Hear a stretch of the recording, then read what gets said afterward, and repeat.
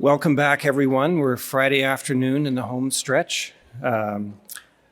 This session is From Promise to Progress, Exploring and Integrating Novel Drug Therapies for Kidney Health.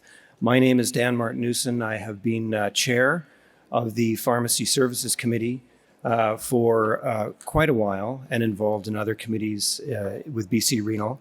So this topic is near and dear to my heart. In my day job, I am a clinical pharmacy specialist over at the Royal Jubilee Hospital, and I just would like to link this session with this morning's sessions.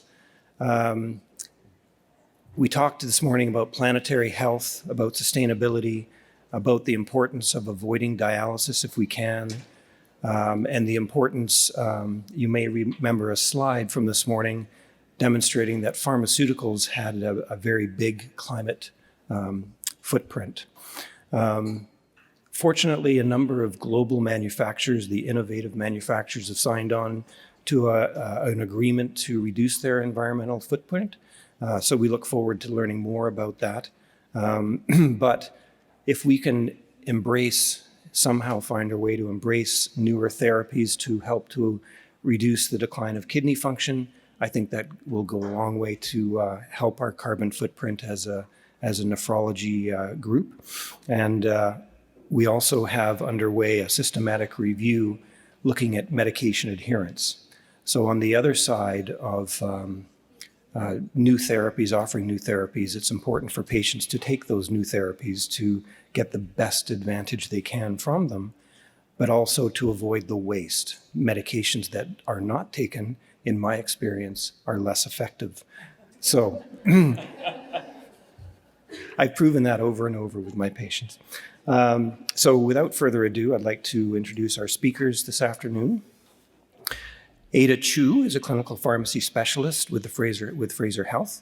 After graduating from UBC, she worked in critical care, emergency, and cardiology before discovering, as we all have, a passion for nephrology. Ada is also a clinical instructor with UBC and precepted pharmacy students and residents. She's interested in clinical research, evidence-based medicine, and medication safety, and is involved in a few quality improvement projects. Also speaking today, one of our nephrologists deeply linked to BC Renal, may not need much of an introduction, Dr. Mike Bevilacqua. He's a nephrologist, but also has additional training in health administration, which serves him well. In addition to his clinical practice based in Surrey, he chairs the Provincial Kidney Care Committee and is the medical lead for the BC Polycystic Kidney Disease Network and co-chair of the Transplant First initiative that aims to improve access to living donor kidney transplantation. And really all of that is wrapped up. There's a number of initiatives that can improve the carbon footprint of what we do in nephrology in BC. So without further ado, I'll pass it along to Mike to start out.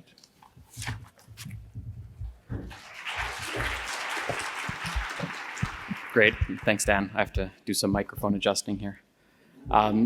So this being a slide about medications, we'll put our disclosures, and you can tell which one of us is the pharmacist and which one is the nephrologist. I have several disclosures there, but in this talk, we won't be talking about individual trade. We'll just be talking about classes of agents and general themes. So when we first got this topic, Ada and I went back and forward a little bit to decide actually what we were going to cover, because talking about basically all of medication management of kidney disease in a 45-minute talk is a bit of a big topic.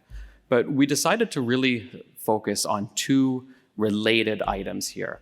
We're going to talk about a whole suite of new medications that we have, some of which have a very strong evidence base, where really we need to talk about how it is that we're going to incorporate them into practice. And then we're going to talk about some other medications. There's a lot of new and emerging things coming down the pipeline, and we'll take you through what the process is of how these are evaluated and how they might ultimately make their way into practice in the future. I'll be talking about the first topic, and Ada will be talking about the second one. So the way I would summarize my section is really asking ourselves, how is it that we're going to optimize the use of these evidence-based treatments that we now have to slow kidney disease progression? And so to take us through this, I'm going to use the example of diabetic kidney disease. And the reason I'm using that example is because we have a great figure here that outlines this. This was from a recent publication as a lot of this data had been emerging, that it's really good to reflect on where we're coming from as we talk about these new treatments.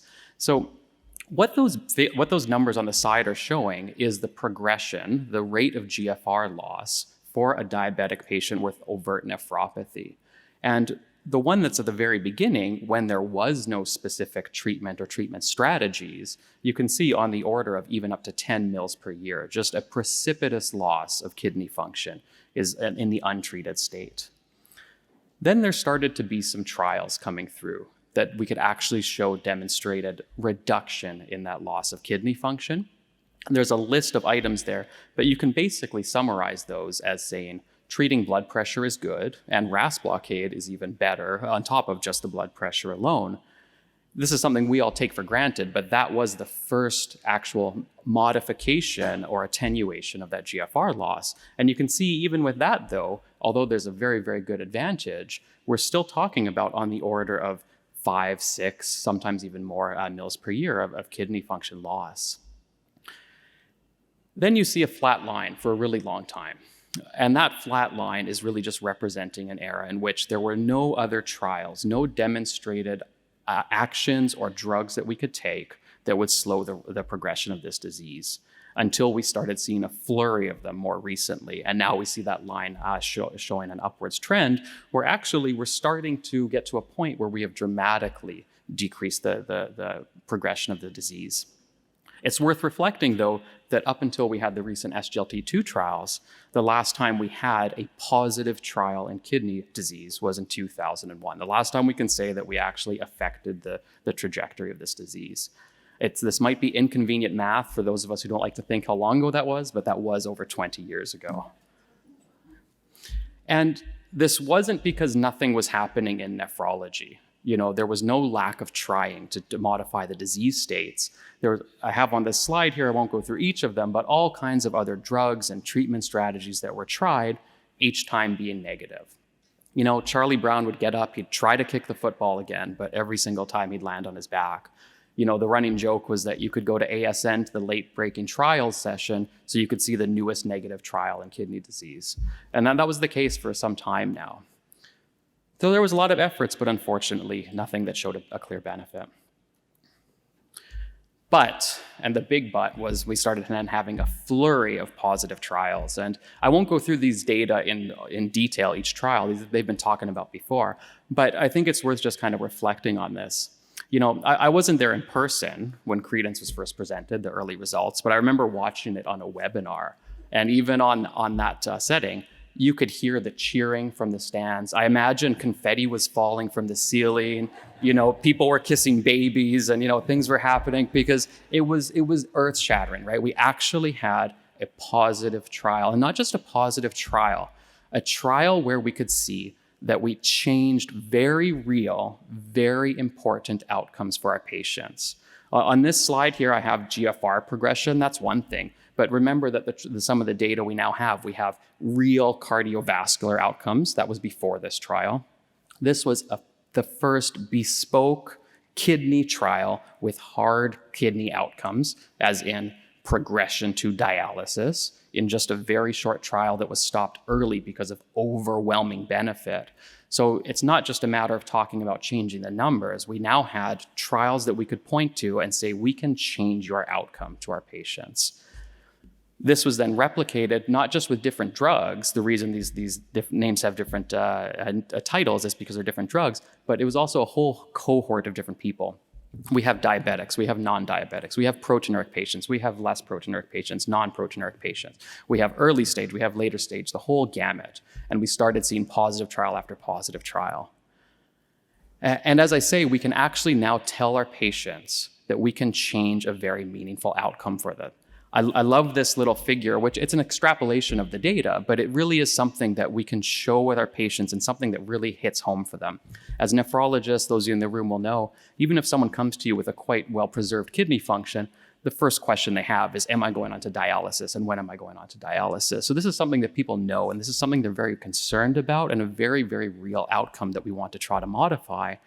And now we can actually say that we have treatments that change that. What this extrapolation or what this figure is showing is way back on the left-hand side at the beginning of the graph. If you took that average credence patient, started them on treatment at that time, carried on, you could see that we're literally talking about the difference of someone who might meet end stage by the time they're in their early 70s to perhaps either never meeting it at all or that happening very, very late in life. And this is with one additional drug because those credence patients went in with the other treatments already on board. So a very, very real outcome. We then started seeing other drugs completely. And this is something called a non-steroidal mineralocorticoid antagonist. We have one called finerenone. I'm not going through the data, but we can see once again that in the trial where we had cardiovascular outcomes and hard kidney outcomes being met. The point I want to make there, though, is that we now have something from a completely different class that is also showing an effect. That first graph that I showed with the trials, all the ones before 2001, as I said, you can summarize that as blood pressure and RAS blockade. But now all of a sudden we're seeing multiple different drug classes, all of which can combine to change the outcomes for our patients. So a completely different treatment strategy, also effective. So we're now getting into a realm where we have multiple different strategies that we can layer on top of each other to really change outcomes. This is a figure from the updated KDIGO guidelines, which are under review. There are people in this room who are very heavily involved in this. I'm going to embarrass her, Dr. Levin being the co-chair of this. If you haven't had a chance to look at this, I would highly suggest doing so, not just because it's a recent update, but it really is a beautiful document that I would say is holistic approach to CKD management. And it's fantastic. It takes you through the philosophy of care. It talks about how we follow somebody through the lifetime of their kidney disease. And it clearly, I'll embarrass her even more, Adira has her fingerprints all over it because it's such a holistic view to how do we manage this patient in front of us, not just about one thing, one medication or anything like that. And so with this is looking at our treatment strategies. And I've circled the ones we're going to talk a little bit more about. But you can see now that we have a whole approach. There's that first bar that it talks about lifestyle measures that really is the foundation. And we've actually heard a lot about this over these last 2 days with things like the Wellness Hub and the importance of diet and physical activity. We've heard really strong strategies we can have to address that. Then we get into the next steps, which take us through specific treatments. So the first line that we see there is talking about things that we should really be doing for most patients. And I love that wording because it really puts it into practical terms. And you can see here, we have our strategies of blood pressure management, RAS blockade, we knew about that, SGLT2 inhibitors. Keep in mind, this is not just a figure about diabetics. This applies to most of our patients, and you can see that it talks about that. We talk about cardiovascular risk factor modification with things like statins. That's our next bar. And then you go the bar below where it says, for certain patients, you might add yet another treatment strategy. And that's where this group of the non-steroidal mineralocorticoid antagonists that I just mentioned comes in. So we now have an approach where we can say we have foundational treatments that we really need to be maximizing our implementation. We've gone past the point of just needing to prove these work. Now we need to make them work by having them actually come into our clinical practice. The nice thing is this isn't a new concept. I have a figure here, and it's okay if you can't read this, but this is what we call guideline-directed medical therapy for heart failure. You know, I was a bit nervous to show this or say this because I'm being recorded, and it might be blasphemy to say, but we could probably learn a little bit from the cardiologists here.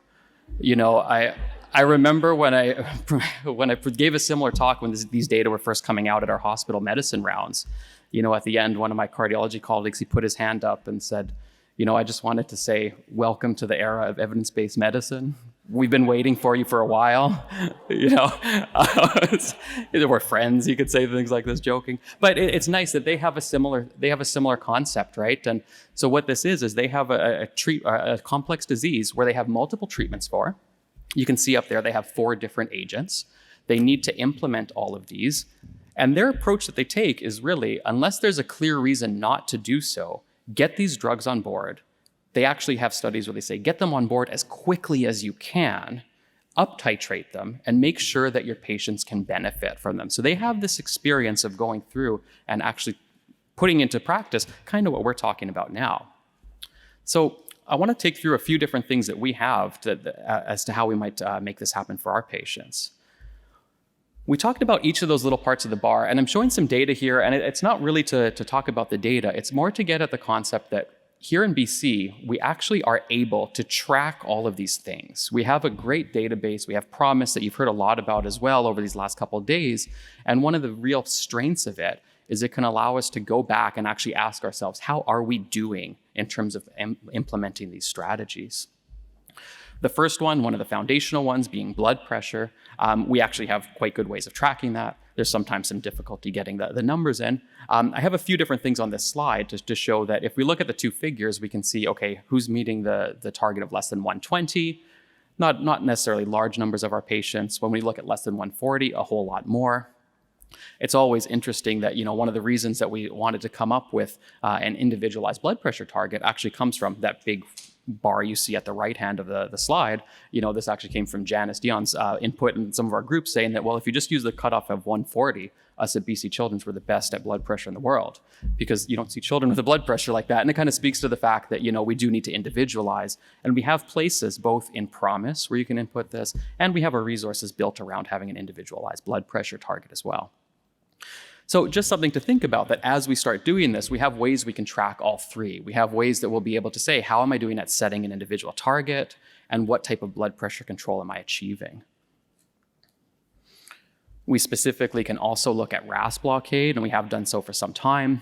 Again, it's not about the numbers, and I do want to point out as we look at some of these drugs that as some sites have switched to certain computer systems that will remain nameless, sometimes there's we don't have the exact data of all the drug there, so the numbers aren't the important point. It's the concept that we're able to track this, and it's actually something historically that we've been very good at within our kidney clinics, is making sure that people are on their RAS blockade. A provincial average that's usually north of 2/3 is actually very, very good when you talk about any real-world implementation of something like this. So we've done quite well with this. We similarly have done quite well with having people on lipid-lowering treatment. It's funny to talk about that as a nephrologist, but remember, we have a whole patient, right? It's not just a kidney. Our patients also can have heart disease, and so this is a cornerstone of their therapy, and we've done well with this as well. This is one that I wanted to show in kind of a time trajectory. So what these two graphs are showing is as time have gone on, SGLT2 inhibitor use. And on the left-hand side, we have patients who have diabetes. On the right-hand side, we have patients without diabetes. And you can see that just a short period of time, a matter of about 2 years or so, we've really seen a big increase in the uptake. Now, there's still, I think, room to move. It's encouraging that those lines are pointing upward still. I think we're on the right track here, but it just shows that with some effort, we can start that strategy of making sure our patients are benefiting from these treatments. So it's encouraging to see that, and I hope we'll see this continue to go upwards as we continue to target this. This is one of the items we're actually highlighting within our kidney clinics as one of our priority metrics to make sure that we're actually implementing this new and very, very strong disease-modifying treatment. This is brand new, so the numbers are going to be smaller, but we will be able to track mineralocorticoid antagonist use as well. As we pulled this and as we might put this on our indicator, we've actually just defined this as any mineralocorticoid antagonist, because if somebody has heart failure already, they're on it doesn't have to necessarily be a non-steroidal, but it's just to say that we'll be able to kind of look at this as well. And you can see that we'll be able to paint a suite where all of those items that we have in that algorithm, we can actually see how we're doing. The ultimate goal will be for me as a clinician to go back and ask myself the question of, where am I at in terms of making sure that I've thought my patients get access to these treatments? So that was just a whirlwind around the fact that we have these different treatments. Now, to tie it back, why I introduced the cardiology experience is because they did learn some insights about implementation. And I think some of these will be things for us to think about as well. As we talk about implementing these drugs, there are barriers to doing this. If this was something that was very, very easy to do or very straightforward, all of those numbers would be at 100% already, right? It's the fact that there are some challenges that we need to kind of think our way through. I like the way this one publication kind of broke down these categories of barriers, and I would even go a little bit further with it as well. But you can think about patient characteristics, you can think about system characteristics, and you can think about local factors. I also like to break barriers down. One of my favorite terms is a real barrier versus a perceived barrier. What is it that we just think is a challenge versus something that actually is in our way? What's modifiable versus non-modifiable? And I think one of the biggest things that I always think about is what's patient-focused versus what's provider-focused. And to come to that one, we sometimes hear things, and I've definitely heard this when we're talking about SGLT2 inhibitor use, for example, is some people saying, well, that's not really my job to do this. You know, they see X, Y, and Z specialist. Maybe they should be the ones doing it. I always kind of challenge people that I would never say that about an ACE inhibitor and ARB. So I'm not sure why it is we're saying it about a different drug, but there are some kind of differences in perceptions of whose job it is to do this. There's sometimes difficulties with access to medication. Thankfully, this is getting better and better. BC Renal actually stepped in when that was a challenge and overcame that quite nicely when it came to SGLT2 inhibitors until it could be more widely available. So whenever there is a challenge, and we'll all see this in our clinics to getting these treatments on board, it's worth thinking actually which bucket does it fall into, and I would challenge you to say, you know, which of these barriers can you overcome? So as we move forward with this, I think let's remind ourselves, this is an incredibly exciting time to be in kidney care and to be in kidney medicine. There was that 20 years we didn't have a whole lot to offer. And now, Adira used the phrase yesterday, embarrassment of riches. We really do. We have all kinds of treatment that we can apply to people. So this is a very exciting time. Now we need to, as we enter this era of guideline-directed medical therapy, make sure we're maximizing and giving our patients as much access to this as possible. Hopefully we'll have technologies and all kinds of tools to assist us as we do that. That little picture that I put a reminder there, that's completely generated with AI. All I did was ask it to give me a picture of a kidney going to a pharmacy to get a medication. And so if this is where we're at with technology, I think we might be able to find some tools that help us maximize our treatments as well. So with that, I'm going to turn it over to Ada, who's now going to talk about how we'll look at these new and emerging treatments as they come through as well.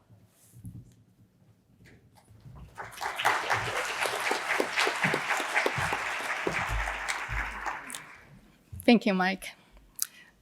So while Mike talked about all the drugs, new drugs that made it into the guideline, we do have a lot of new therapies that have yet to make it into the guidelines. We have so many new drugs being thrown at us front, left, and center like never before. What do we do with them? Don't we feel really spoiled as a renal community? All of a sudden, there are so many new drugs thrown at us, but how do we responsibly figure out when and where and which patient to give them to? You know, while I would love to be like Oprah and said, everybody get all these new drugs, if you haven't noticed, I am not Oprah. But the other thing is, we do have to be responsible, to be sustainable within our system. So we have to make sure that we use our resources responsibly and get it to the right patients. So in order for us to understand how funding a drug and going through all that process of making it into a guideline works, I'm going to switch gears a little bit and talk about what happens when a new drug comes into Canada. So as we all know, when a new drug comes out, it has to apply to Health Canada for approval. And what that Health Canada approval means is that there's adequate safety and quality data for the drug to be prescribed and marketed in Canada. So that's kind of like your basic passing grade for a drug.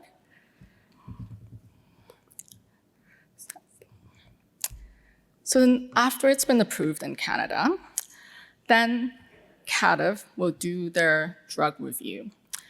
CADTH, or the Canadian Agency for Drugs and Technologies in Health, is an independent agency that does these drugs reviews for all across the provinces and territories.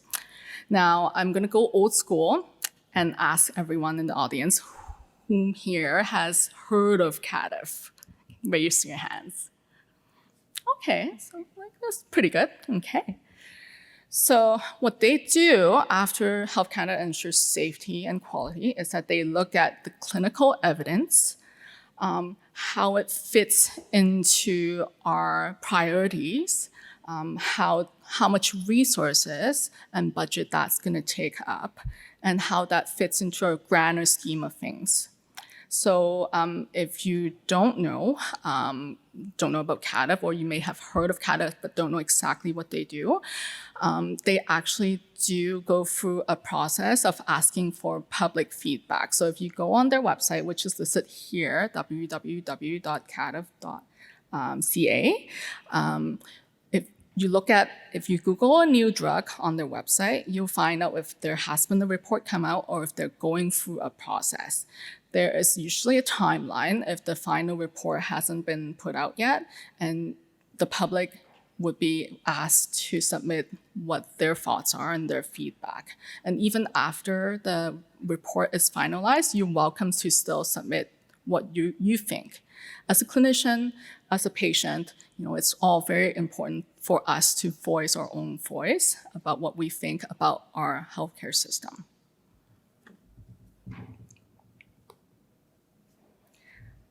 So after CADF have done their review, then it comes really important step. The Pan-Canadian Pharmaceutical Alliance, or PCPA, will do their negotiation for drug pricing for the public healthcare system. Now, this way, the negotiations done across for the whole country's public healthcare system, so that we are able to have a bigger bargaining power and keep that cost down.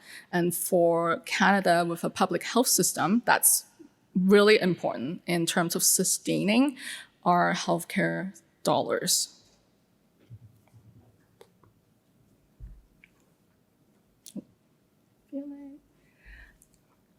And then afterwards, the decision of funding is now left to the public drug plans. So as you all know, we do have different provincial drug plans. So each provinces will then have to decide whether this drug fits into their priorities, their mandates, and their funding model. And this is where BC, at least PharmaCare, together with BC Renal, will work together and look at each drug that involves kidney patients and how that will fit in.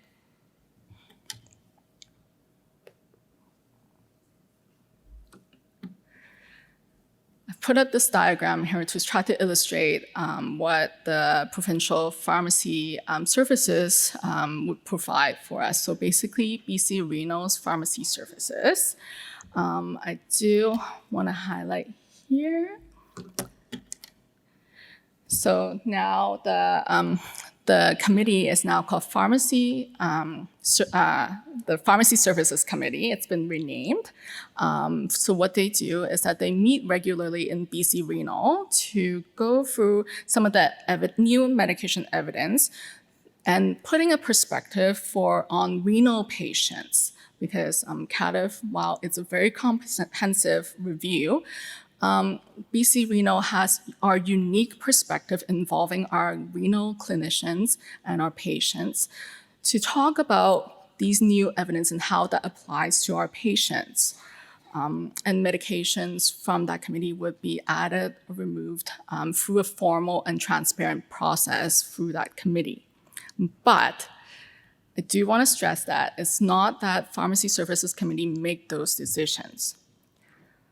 They, on top of making those decisions, they also do a number of things, but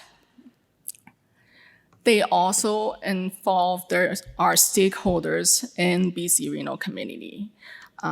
We obviously will involve all the committees that are involved. If it's HD medications, will involve the HD committee, or if it's a GN formulary, we'll involve the GN committee. We ask for patient feedback, and of course, we have patient partners on all the committees. On top of that, we ask administrators on how that would impact our budget, and how do we also make sure that these medications, if we do provide them, that all the patients that need it have equitable access. And ultimately, really kind of following our BC Renal's mandate and principles on making sure there are equitable access to everyone. So now that we're into drugs that are being covered by BC Renal, I want to talk briefly about what type of drugs we cover. So they can fall into two different categories. So drugs that you use for chronic conditions, and drugs, like Mike alluded to earlier, drugs can affect the renal function trajectory. So those are the two broad types of categories that we cover. So chronic medications like ACE inhibitors, constipation medications, pruritus medications, the patients take them chronically, and it's to help them with their symptoms to do with their chronic kidney disease. And then SGLT2 inhibitors and GN formulary, that will have an impact on their kidney function. So those are very different, but both very important part of our patient's journey with kidney disease.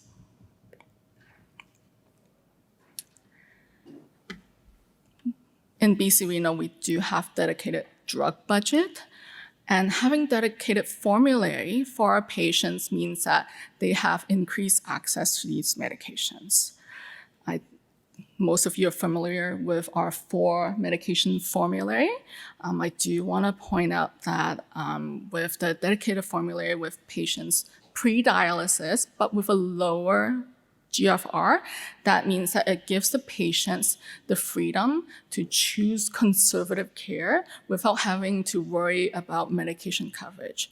Just because they chose conservative care over dialysis, that doesn't mean they don't suffer from the symptoms of lower GFR. They can still often suffer from constipation, pruritus, but you'll notice that the GFR less than 15 mL per minute formulary will cover those medications as well. So now that we've gone through the process of how drug funding kind of works in our country and in our provinces, I'm going to go through 2 examples of medications and kind of illustrate where in that process those drugs are. So remember, we have 2 main categories of drugs that we cover. The first drug that I'm going to talk about is Bevilacqua. So first step, yes, it is approved by Health Canada. Bevilacqua has been approved for the treatment of ANCA-associated vasculitis as a part of current standard of care. So that's on top of current standard of care. So Bevilacqua falls into the category where it can help impact the trajectory of kidney function. So good, we've established that this is a drug that we want to look at for our kidney patients. Now, so how do we decide whether a drug gets covered or not? So we've already decided that this is a good drug for us to review.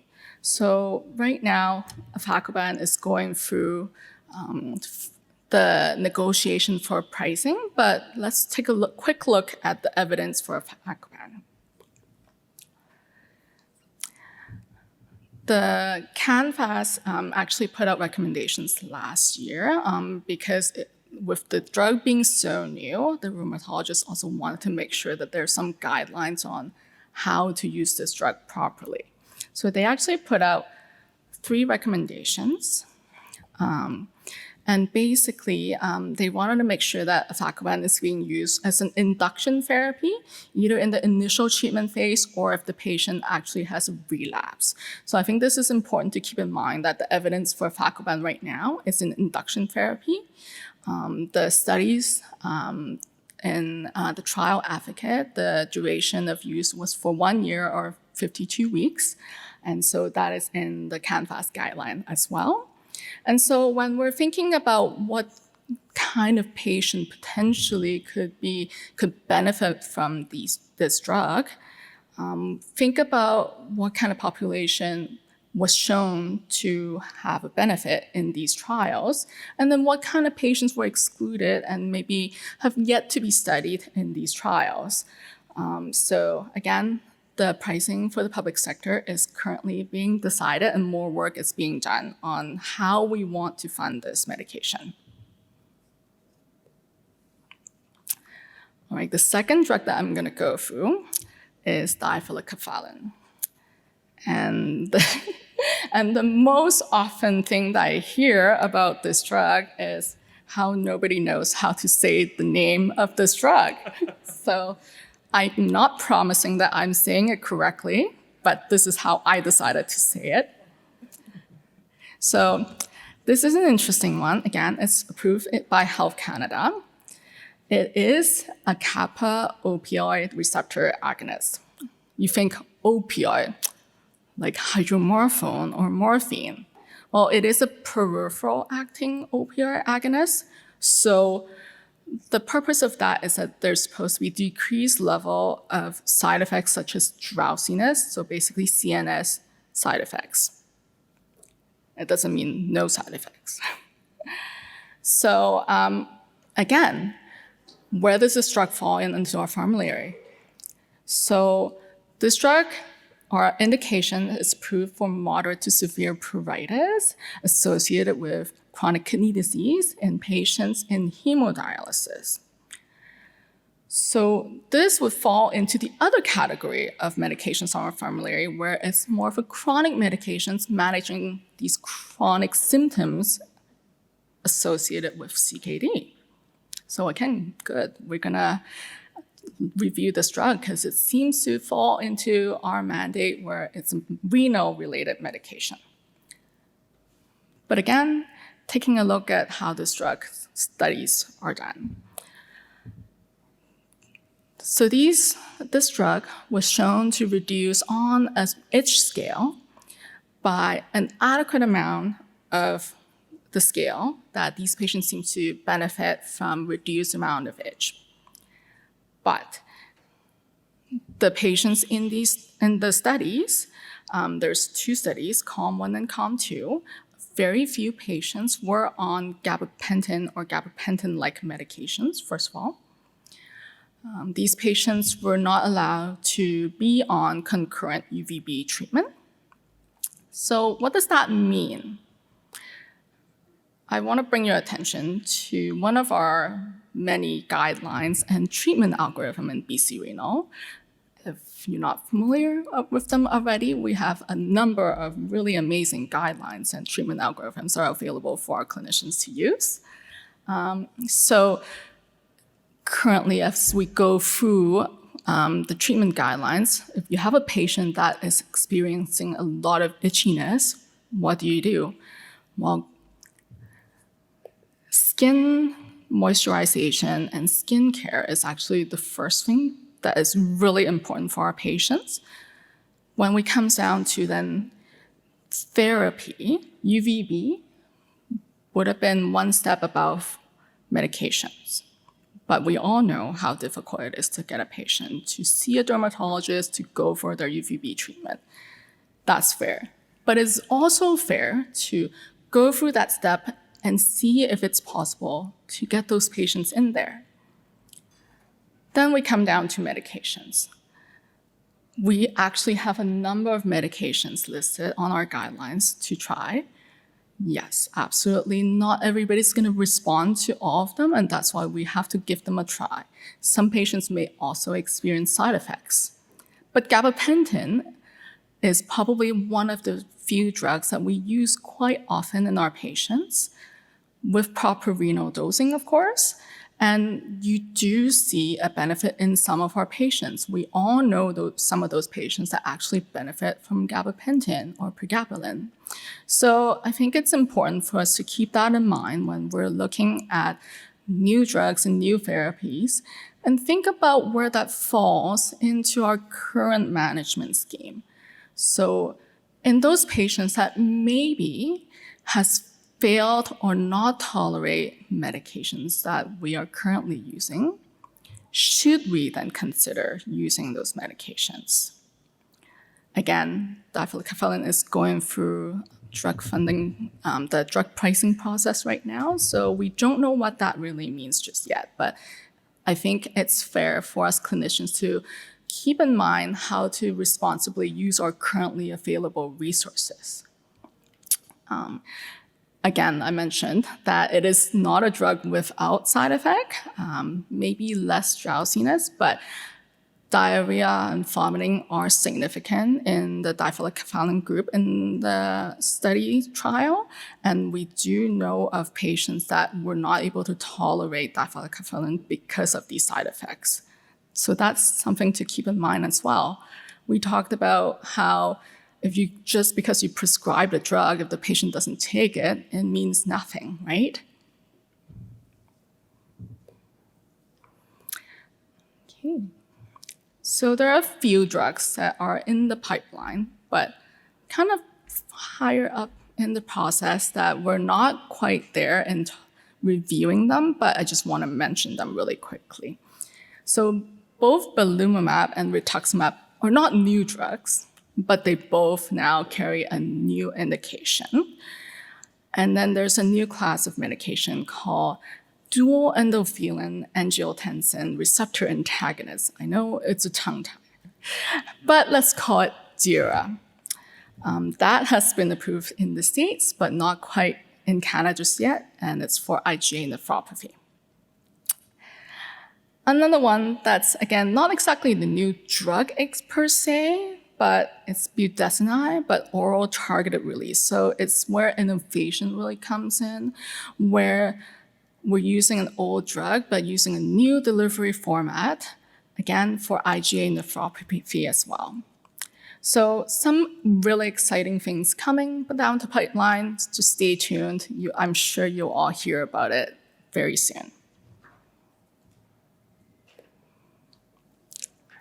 So to round off, I actually want to bring us back to this diagram where, sure, we can do all the stuff that we want and review drugs and put out guidelines. But what's the most important thing for us here to bring back today is you heard Mike talk about the data that we're seeing in BC Renal and how we're seeing an uptick in the use of some of these new drugs because we have guidelines now. But there's always room for us to improve. You're all here because you want to get educated on some of these new things that are coming down the pipeline, some of these guideline-directed therapy, and now knowledge translation is probably the most important thing that everybody here can do. Go take a look at your patient and see if one or two or some of your patients will fit into that category and be prescribed these really important life-saving, renal function trajectory-changing medications.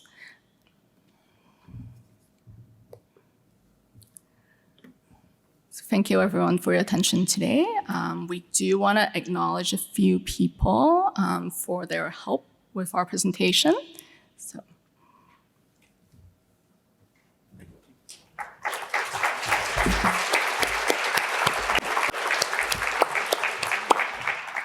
Thank you very much, both of you, for providing us those perspectives.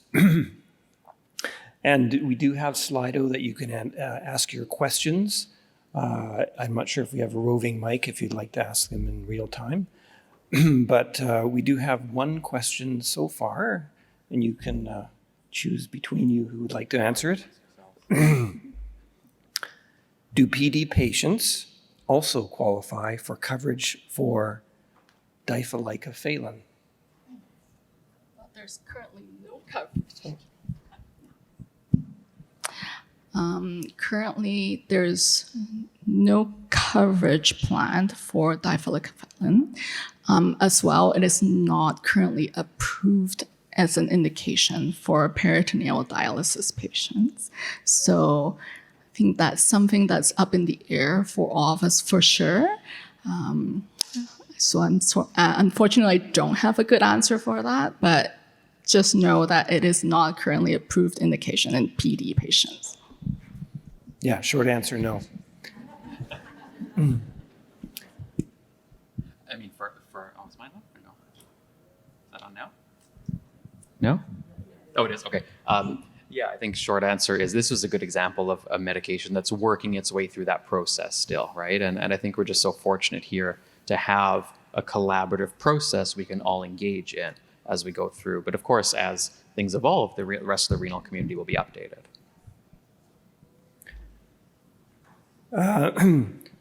Here's a question. You can have a stab at it, please do.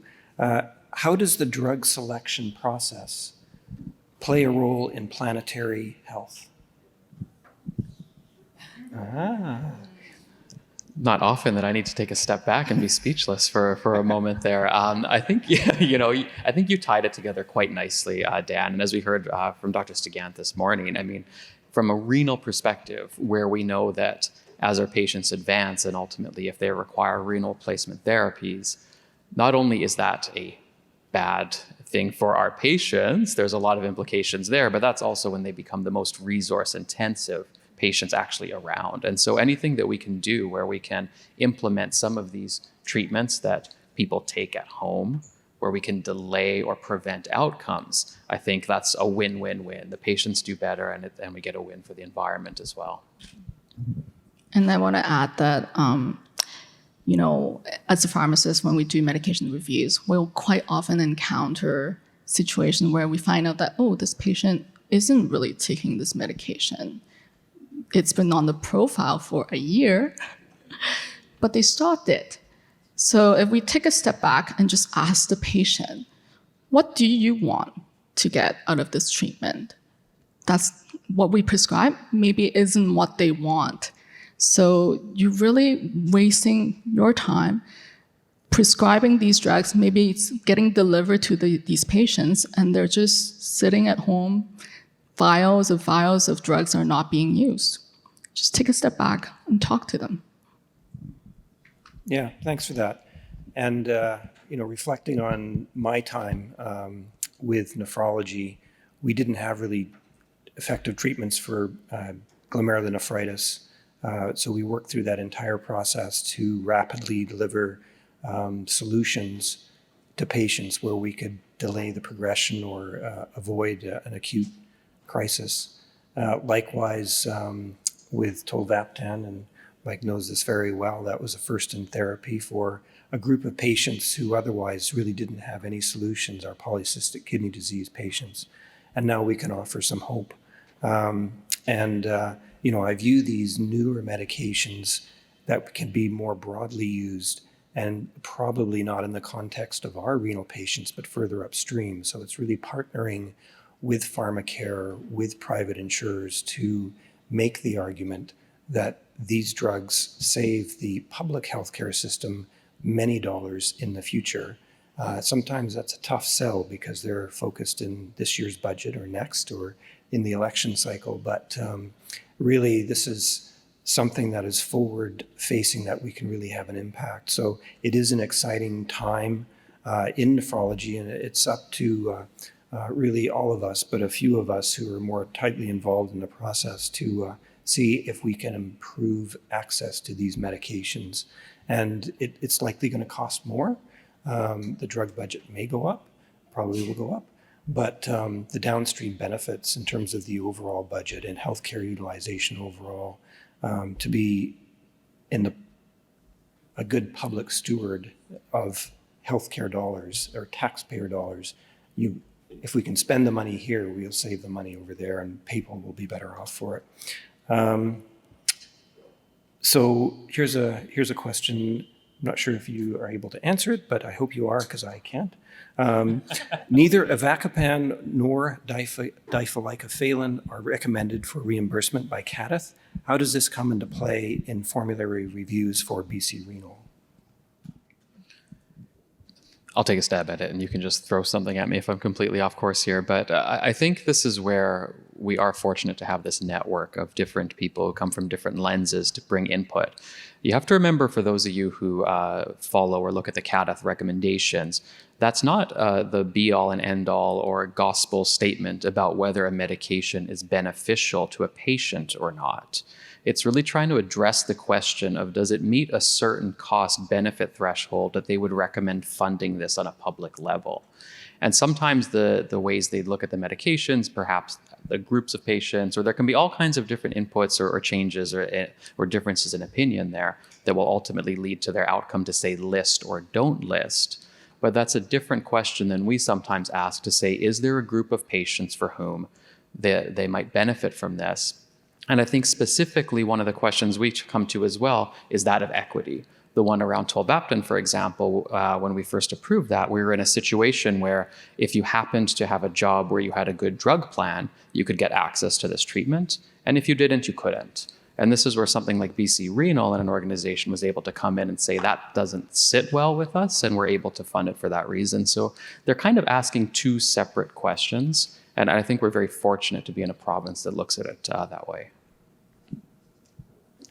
Is that okay? Well done. Oh, okay. A few more questions are coming in. We're at time, but there was a question about this systematic review on medication adherence. So that we do have Elnaz Rui, who is a student, master's student, looking at this with pharmacists in BC. And so if we can identify what are the barriers and what are the mechanisms or tools we can use to improve adherence, we'd like to implement them. So it's a very renal specific question. There's another question about what GFR should we start these medications? And I'm not going to answer that because I did say that this is probably all upstream from our experience and involvement with kidney patients. So you can, once they're identified, we can, just like cardiology, put them on a suite of medications so that maybe we won't see them. Hopefully. With that, I'll end the session. Thank you very much, and certainly thank you very much for presenting. On time, hopefully.